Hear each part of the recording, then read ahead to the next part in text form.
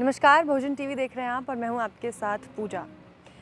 आए दिनों हम इतिहास की कुछ तारीखों को आपके बीच लेकर आते हैं और उस तारीख की जो इतिहास में भूमिका रही है और जिस तरीके से उसने इतिहास में अपने लिए एक अमिट छाप छोड़ी है, उसकी व्याख्या करते रहते हैं।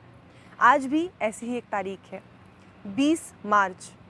19 और 20 मार्च ये दोनों ही दिन हालांकि महत्वपूर्ण है, लेकिन 20 मार्च 1927 की ये तारीख आज से 95 साल पहले बाबा साहेब डॉक्टर भीमराव अंबेडकर ने एक तरह से अगर कहा जाए तो अपने राजनीतिक जीवन की शुरुआत की। महाड़ सत्याग्रह का नाम आपने ज़रूर सुना होगा।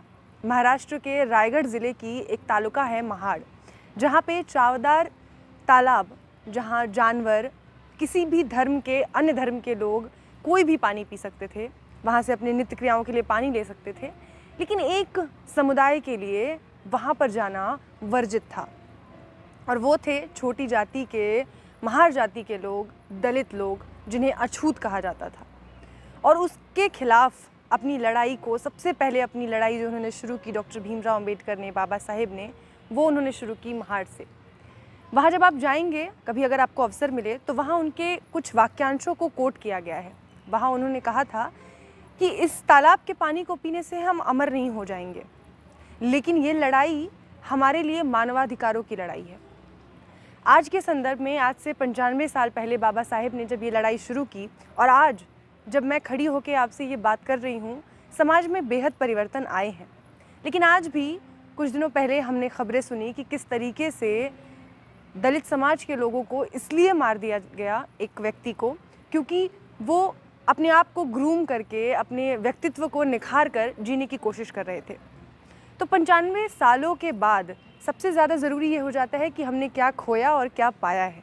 बाबा साहेब ने जब ये लड़ाई शुरू की थी, तब उन्होंने साफ कर दिया था कि ये लड़ाई वो इसलिए नहीं लड़ रहे हैं क्योंकि यहाँ वो सिर्फ दलितों के लिए या बाकी अपने समाज के लोगों के लिए लड़ रहे हैं। उन्होंने ये बात साफ कर दी थी कि ये मानवाधिकारों की लड़ाई है।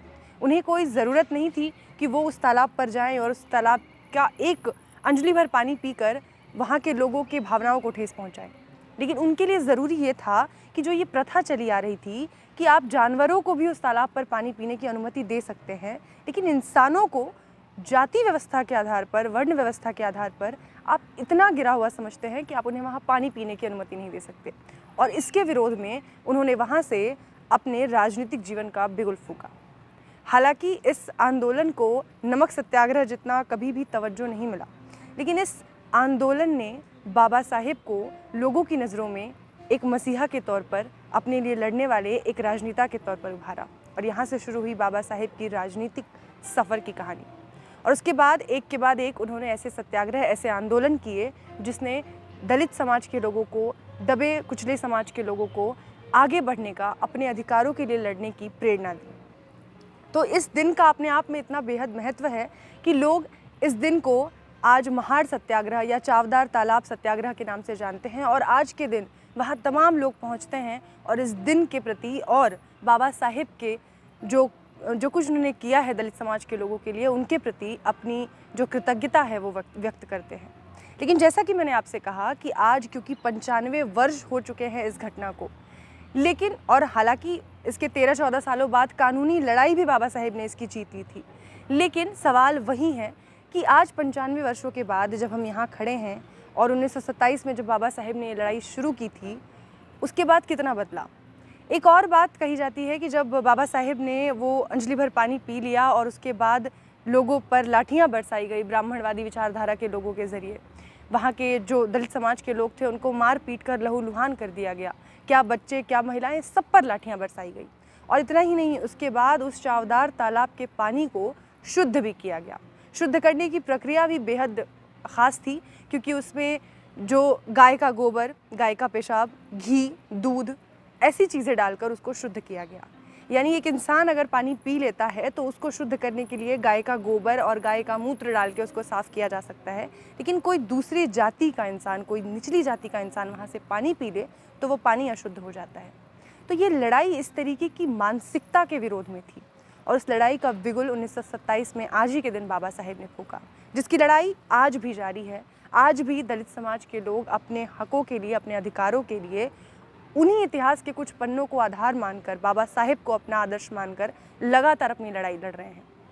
किताब में, संविधान में, कागज़ी पन्नों पर बाबा साहेब ने सबको अधिकार दिला दिए, समान अधिकार दिला दिए। जो जो उन्होंने अपने जीवन में अनुभव किया, उन सब से उन्होंने सीख ली और अपने समाज के लिए उन्होंने वो सारी व्यवस्थाएं कर दी। लेकिन आज भी उनका समाज कहीं ना कहीं अपने अधिकारों के लिए लड़ रहा है। महाड़ के ही लोगों की एक जो स्टोरी है वो जनसत्ता ने कवर की थी और जनसत्ता ने बताया था कि वहाँ जहाँ ये सत्याग्रह हुआ, वहाँ आज भी कुछ लोग हैं, जो कुछ घरों में जो लोग रहते हैं दलित समाज के, वो किस तरीके से प्रताड़ित होते हैं, किस तरीके से उन्हें आज भी भेदभाव का शिकार होना पड़ता है। तो आज मैं ये चाहूँगी कि 95 वर्ष के बाद इस घटना के हम ये देखें कि हमारे समाज में, हम में, हमारे आसपास कितना परिवर्तन आया है। आप ये देखें कि सत्याग्रह का कितना असर हुआ है, इस आंदोलन का कितना असर हुआ है और समाज को हमने आज कहाँ से कहाँ पहुँचाया है। या बाबा साहेब से प्रेरणा लेके दलित समाज के लोगों ने खुद को कितना बदला है, समाज को बदलने की कितनी कोशिश की है और ब्राह्मणवादी विचारधारा आज कितनी पुरजोर तरीके से कायम है। या बाबा साहेब के इस सत्याग्रह से उस पर चोट पहुंची तो वो चोट कितनी है, इसका आकलन आप करें और आपकी जो भी राय हो वो आप कमेंट सेक्शन में हमारे साथ ज़रूर साझा करें। आज के लिए बस इतना ही। देखते रहिए बहुजन टीवी। धन्यवाद।